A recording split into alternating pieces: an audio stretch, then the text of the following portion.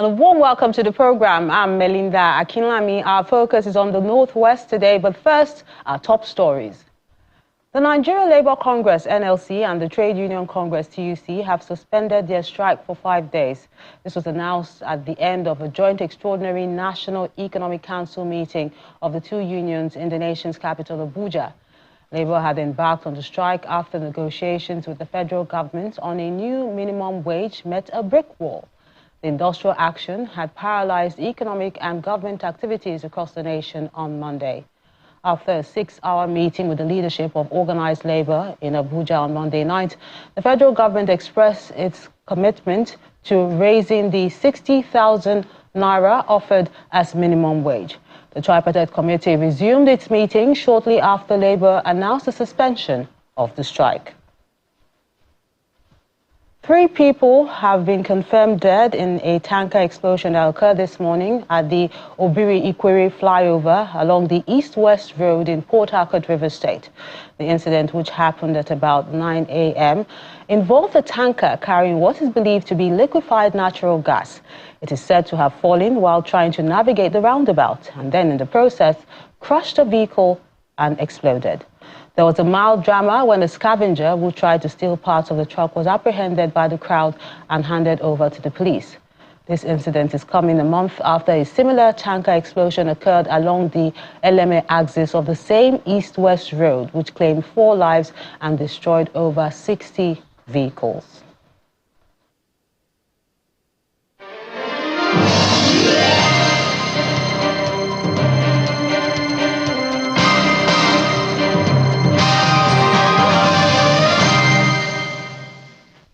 Few hours after organized labor suspended their indefinite strike action, many government and private establishments in Kaduna State are yet to reopen for normal activities.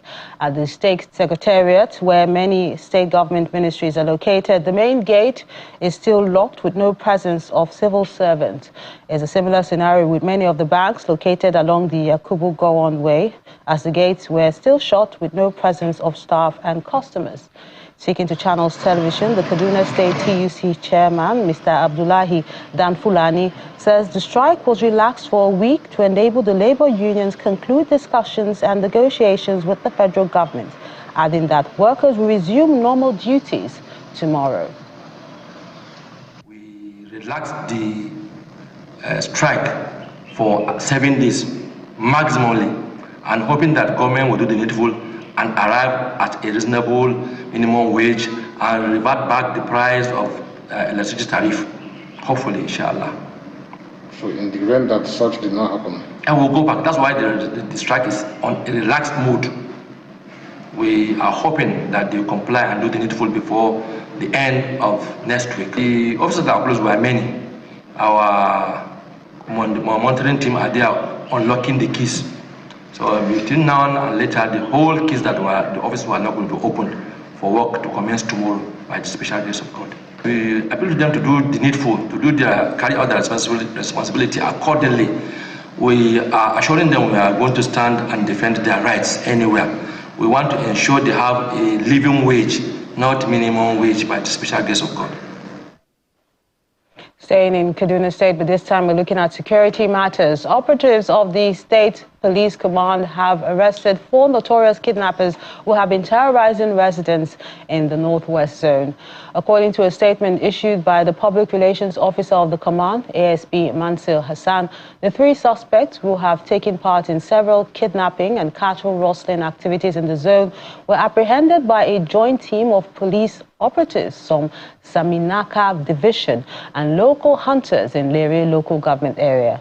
The police said that the suspects, who have confessed to being part of the syndicate, admitted to stealing the cattle which they sold to one Mr. Idris Abubakar, who was also apprehended, while some exhibits such as locally made single-barrel guns, a cutlass and 3 mobile phones were recovered from them. Meanwhile, in Zamfara State, a coalition of northern groups and civil society organizations lament an increase in the rate of banditry. In a separate press conference in Gusau, the state capital, the 2 groups said there's an urgent need to take a multidimensional approach to reduce the spate of banditry and other forms of criminality in the state. Banditry in Zamfara state continues to take its toll on the lives and socio-economic well-being of residents, forcing many to lose their source of livelihood. But a combination of both kinetic and non-kinetic approaches is required in dealing with the situation. The Coalition of Northern Groups and the Center for Community Excellence, as well as Human Rights Agenda Network Zamfara, are calling for a coordinated response that surpasses traditional military warfare tactics in solving banditry in Zamfara state. At a press conference in Guzo, the Zamfara state capital, the Zamfara coordinator of the groups, Husseini Hassan, says that banditry has its roots in poor management of a simple clash between farmers and herders. But the over-reliance on a single security approach could be the cause of banditry's persistence in Zamfara and other northern states. The need for multidimensional strategy, given the gap of consequences of banditry in the state, the CNG believes there is an urgent need for a multidimensional approach to reduce the spread of banditry and other forms of insecurity in the state. This call stems from the intricate tenure of Zamfara state, which demand an coordinated response that surpasses traditional military welfare tactics. Third, CNG, in consultation with other stakeholders from diverse sectors, this appealing to the state and the federal government to consider the multidimensional approach that promote community resilience, agent to the root causes of banditry, and strengthen the capacity of law enforcement agencies. On his part, the Executive Director, Center for Community Excellence and Human Rights Agenda Network, Zamfara, Adamu Abubakar, laments the ongoing violent killings and human rights abuses, even as women and children are most affected, forcing many to flee their villages for safety. Today, we resort to call the press in order to call the attention of the government in order to do the needful. As I speak to you here in Zamfara State, my colleagues across the nation are having similar press statements. Some are organizing a rally in order to call the attention of government, since we come to understand that the concerns of our political leaders is no longer intended with the will and the aspiration of the people that elected them. We are asking for the government to do the needful, to exercise their constitutional and political rights in protecting our life, our properties, and the dignity of our women that are being raped on a daily basis. While government continues to battle with banditry, the groups are asking the authorities at both federal and state levels to address issues of poverty, unemployment and illiteracy to put an end to all forms of state insecurity.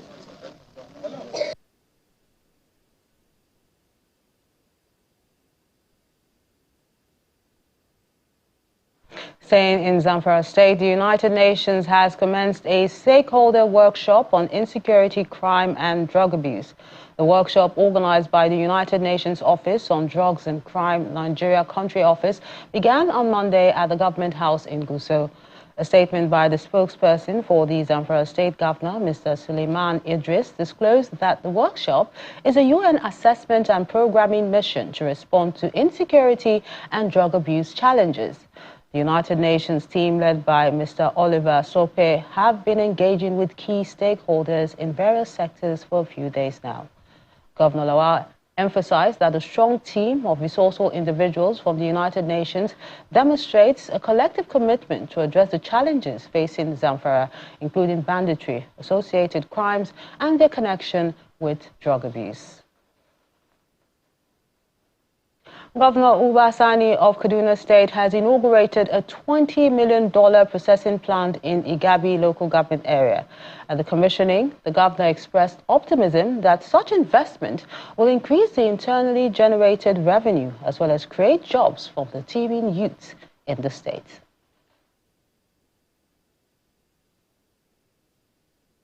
Kaduna State, located in the northwest geographical zone, is blessed with rich mineral resources including gold, lithium, tin, iron, nickel, and many others scattered across its 23 local government councils. With a commitment to improve the ease of doing business in the state, a $20 million lithium processing plant has been established at Kangimi village in Igabi local government area. Governor Ubasani arrives in the village to commission the plant.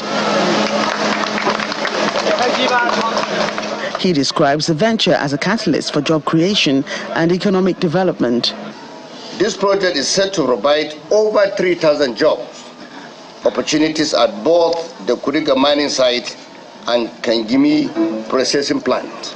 Today's commissioning is one of the results of our sustained effort toward attracting investments in the mining sector. The plant, a joint venture between the Kaduna State Government and Mingjing Mineral Separation Nigeria Limited, has a production capacity of 1,500 metric tons per day. Our company and partners in China has made a vow to reciprocate the support of the governor and people of Kaduna State by tripling our investment plan into the state from the initial plan of $30 million to $100 million in next 4 years.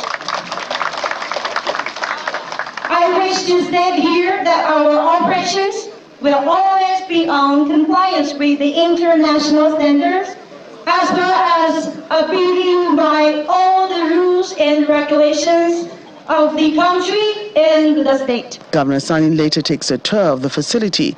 He describes the establishment of the lithium plant as a testament of his administration's push to turn Kaduna State into an investment and industrial hub in the country.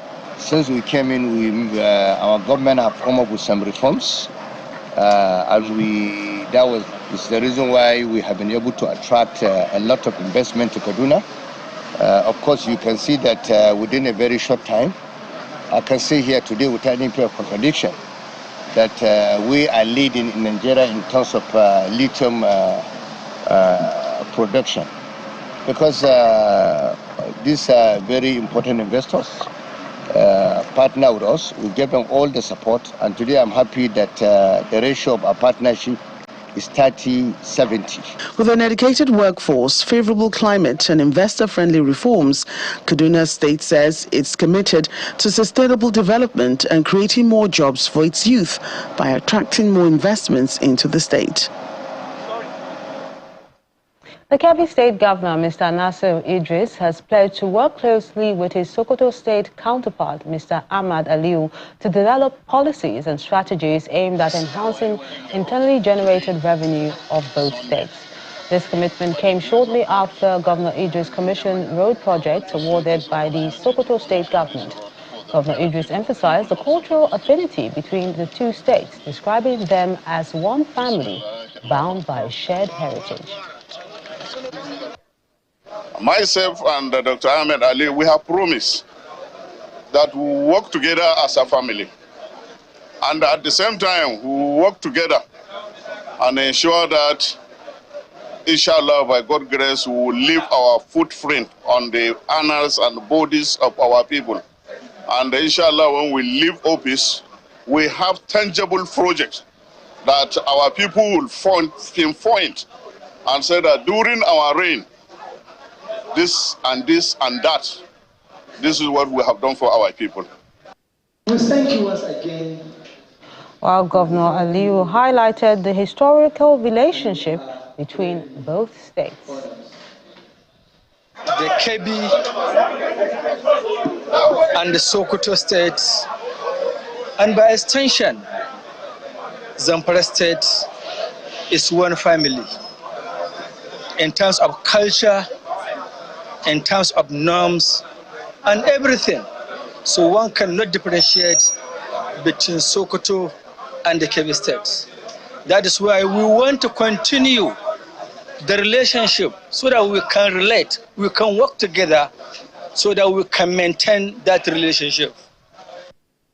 The Pharmacists Council of Nigeria, PCN, has sealed 355 pharmacies and patent medicine shops across Jigawa State. The Director of Enforcement in the council, Mr. Stephen Esumobi, disclosed this while briefing journalists after a week-long enforcement exercise in the state. Our correspondent, Sadiq Ilyasu, has more in this report. The Pharmacists Council of Nigeria is in Dutse, the state capital of Jigawa State in northwest Nigeria.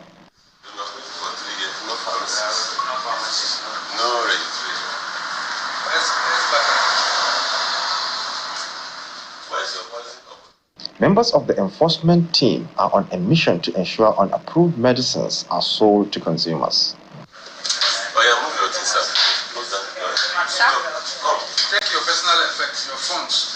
I saw your house key. Don't make any call. You make a call. They were disappointed to find that many patent medicine stores, including this one, stocked large quantities of medicines outside the approved drug list, some of which had expired. Our visit to Jigawa State is part of the ongoing effort of the Pharmacy Council of Nigeria to streamline the drug distribution system in Nigeria. This is to ensure that every medicine at every level of our drug distribution chain remains safe, effective, and of good quality. The Pharmacy Council of Nigeria has set up structures across the states of the Federation to ensure that those who are willing to engage in pharmaceutical business receive guidance so that they will operate in line with regulations. But in spite of that, a lot of people still operate in breach of our regulations. Like this present premises now, they don't have a pharmacist. They've been operating for 3 years. They have a lot of ethical products, drugs with narrow margin of safety, and above all, they have a lot of expired drugs which are still kept in the pharmacy desk. 2 arrests were made and 355 medicine stores sealed during the week-long operation across the state.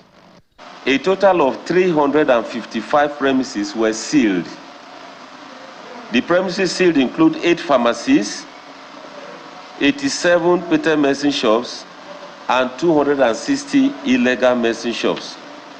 They were sealed for offenses ranging from unauthorized sale of substances of abuse, wholesale premises engaging in retail, sale of medicines without documentation, operating without registration with Pharmacy Council of Nigeria, poor storage facilities, stocking of ethical products without the supervision of a pharmacist, among others. 2 arrests were made, one for breaking PCN seals and the second for obstructing inspectors. The aim of the Pharmacist Council of Nigeria remains ensuring the safety and quality of medicines available to consumers across the country. Sadiq Ilyasu, Channels Television News.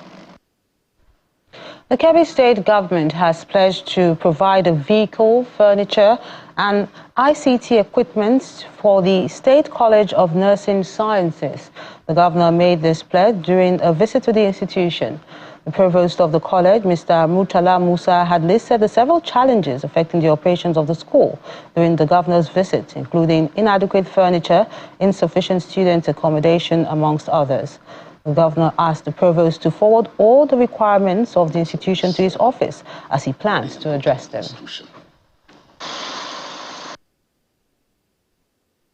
I want to assure you that those schools, those classrooms that are empty without furniture will be provided.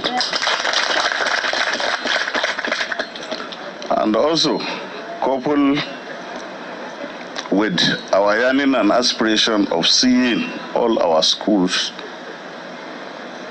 are adequately being taken care of. And I want to assure you that the issue of ICT will be approved. The Kaduna State government has commenced the reconstruction of some roads in the state. Governor Uba Sani performed the groundbreaking ceremony, stating that his administration's central policy thrust is rural transformation and prioritizing infrastructure in semi-urban and urban areas in Kaduna State.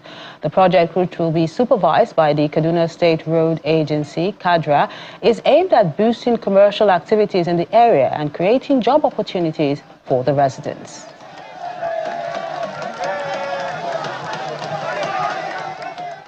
The House of Representatives Committee on Ecological Fund has concluded a fact-finding visit to Kebbi State to assess the ecological challenges and use of funds by the state government.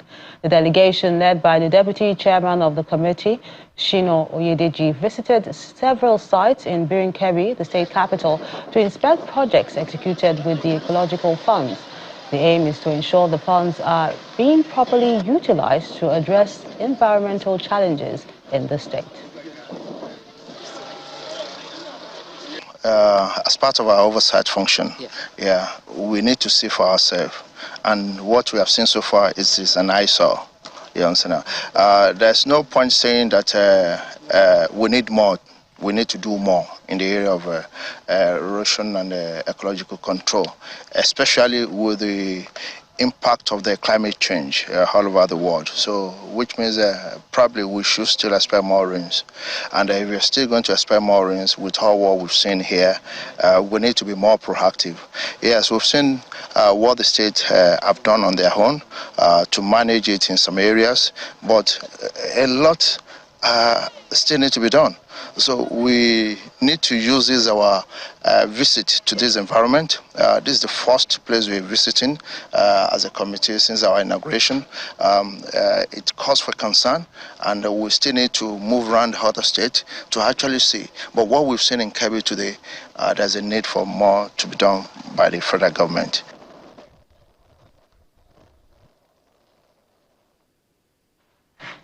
The Kano State Government, in collaboration with the Center for Dryland Agriculture, Bayero University, has empowered farmers and youth with hybrid seeds for the next farming season in the annual Open Day of the Center. It's an African Center of Excellence funded by the World Bank to improve research of dryland agriculture in sub-Saharan African areas and encourage entrepreneurial skills in the sector.